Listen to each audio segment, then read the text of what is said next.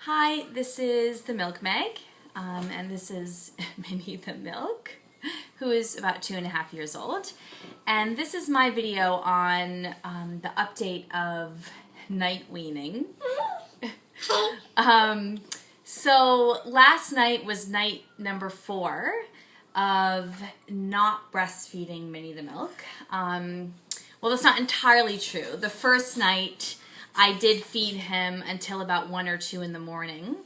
The second night I fed him until about 11 o'clock at night. And then the third night and the fourth night I breastfed him to sleep, but did not feed him again until the sun came up at about 5:30. So the process has been really long for us. I've been talking about this for months, as you can see from my other videos, with him. Talking about how there's no booby when the moon is out, booby when the sun shines, right? Yeah. Now, even though he's smiling, what happened?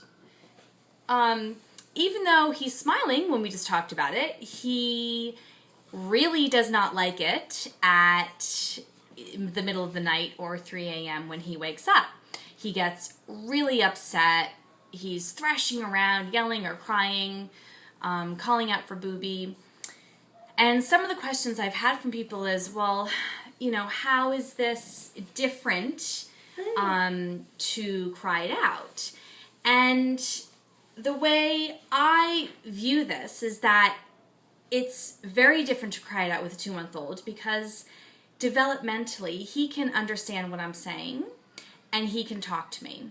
So that's why I've waited up until this point, simply because I know that he is developmentally ready to actually be able to communicate with me and understand when I say no booby until the sun comes up.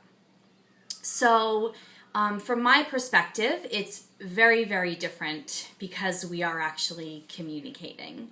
And it has been hard, I'm not going to lie. With my first two, at around 2 years old, I night weaned both of them. Pretty straightforward, pretty easy.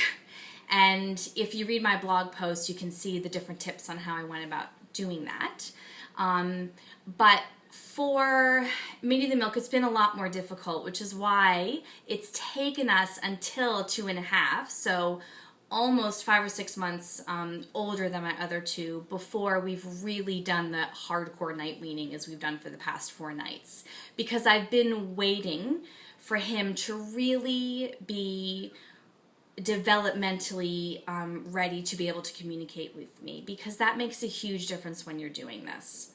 So it's all about knowing when you as a mother are ready, combined with when you can see your child is developmentally ready to be able to communicate and understand when you talk about these things. So at this point, tonight will be night 5.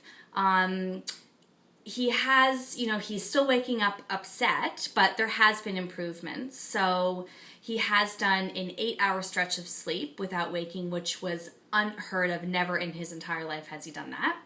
And then last night, he was really upset when he woke up the second time that night, but we put him in his own little toddler bed next to our bed, and he almost immediately fell asleep. And then slept for 5 hours, which again for him is massive. So I think that's what's keeping me going too, is that knowing we can talk about it during the day, we talk about it at night, and he also is responding to it and is sleeping for those longer stretches. It really comes down, like I always say, to your instincts as a mother and what you feel is right for both you and your child, and developmentally where they are at. And as you can see, even though we are night weaning, he did just breastfeed. He's still breastfeeding, during the day, so it hasn't affected our daytime relationship at all. Stay tuned, and I will be doing another update for when he officially has night weaned.